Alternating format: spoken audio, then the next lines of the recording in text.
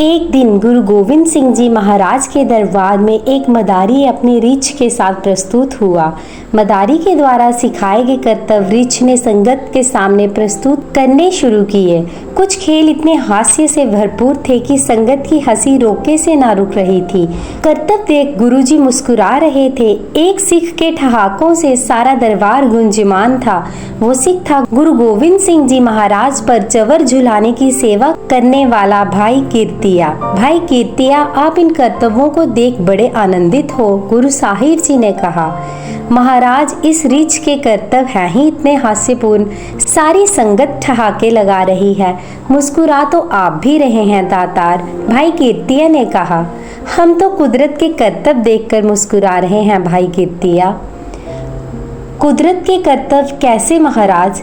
भाई कीर्तिया, क्या आप जानते हो इस रीछ के रूप में ये जीवात्मा कौन है? नहीं दाता, ये बातें मुझ जैसे साधारण जीव के बस में कहाँ। भाई कीर्तिया, रीछ के रूप में संगत का मनोरंजन करने वाला और कोई नहीं, आपका पिता भाई सोबाराम है। भाई कीर्तिया जी को जैसे एक आघात सा लगा। सर से लेकर पांव तक सारा शरीर कांप गया।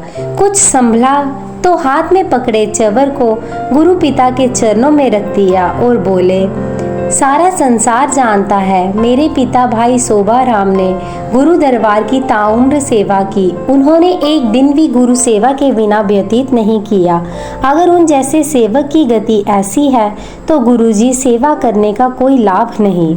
भाई कीर्तिया, आपके पिता भाई सोबाराम ने गुरु घर में सेवा तो खूब की, लेकिन सेवा के साथ स्वयं की हस्ती को नहीं मिटाया। अपनी समझ को गुरु विचार से उच्च समझा। एक दिन हमारा एक सिख अपनी फसल बैलगाड़ी पर लाद कर मंडी में बेचने जा रहा था। राह में गुरुद्वारा देख मन में गुरु दर्शन करके कार्य पर जाने की प्रेरणा हुई। बैलगाड़ी को चलता छोड़ वो सिख गुरु घर में अंदर आ गया। गुरुवाणी का पावन हुक्मनामा चल रहा था। हुक्म संपूर्ण हुआ। भाई सोबाराम ने प्रसाद बांटना शुरू किया। भाई सोबाराम जी, मुझे प्रसाद जरा जल्दी दे दीजिए, मेरे बैल चलते चलते कहीं दूर ना निकल जाएं। सिख ने विनती की। मेरे सिख के मैले कपड़ों से अपने सफेद कपड़े बचाते हुए तेरे पिता भाई सोबाराम ने कहा, अच्छा थोड़े परे होकर बैठ, बारी आने पर देता हूँ। बैलगाड़ी की चिंता सिख को अधीर कर रही थी। सिख ने 2-3 बार फिर विनती की तो तेरे पिता भाई सोबाराम ने प्रसाद तो क्या देना था, मुख से दुर्वचन दे दिए। कहा ना अपनी जगह पर बैठ, समझ नहीं आती क्या, क्यों रीछ के जैसे उछल उछल कर आगे आ रहा है। तेरे पिता की ये कहे अपशब्द मेरे सिख के साथ साथ मेरे हृदय को भी वेदन कर गए। सिख की नजर जमीन पर गिरे प्रसाद के एक कण पर पड़ी। उसी कण को गुरु कृपा मान अपने मुख पर लगा। सिख तो अपने गंतव्य को चला गया, लेकिन व्यथित हृदय से ये जरूर कह गया, सेवादार होना मतलब जो सब जीवों की गुरु नानक जानकर सेवा करे, गुरु नानक जानकर आदर दे। जो सेवा करते वचन कहते सोचे, वो वचन गुरु नानक को कह रहा है। प्रभु से किसी की भावना कहाँ छिपी है? हर कोई अपने कर्म का बीजा खाएगा। रीछ मैं हूँ या आप, गुरु पातशाह जाने। सिख तो चला गया, लेकिन तेरे पिता की सर्वचर्चित सेवा को गुरु नानक साहब ने स्वीकार नहीं किया। उसी कर्म की परिणति तेरा पिता भाई सोबाराम आज रीछ बनकर संसार में लोगों का मनोरंजन करता फिरता है।